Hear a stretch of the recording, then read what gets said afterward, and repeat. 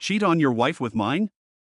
I will burn your life to the ground. Way back in the early 2000s, I began to suspect that my wife was up to something. Our two kids were about 4 and 6, still young, but not so young they couldn't tell you something about what had happened in their day. They started talking a lot about staying with my wife's parents during the day, which wasn't really that strange in and of itself, but since they lived about 90 minutes away, doing so 2 or 3 times a week seemed a bit much. That was basically every day she wasn't working at her part-time job. When I asked her about it, she denied it, but was never a good liar. So, I started tracking the mileage on her car, and sure enough, she was driving an extra 400 or so miles per week.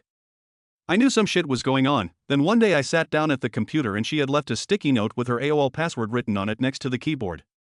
I could not resist and logged in to read her emails and saw a few email exchanges between her and her college BFF where they discussed how my wife was regularly fucking one of her ex-BFs from high school.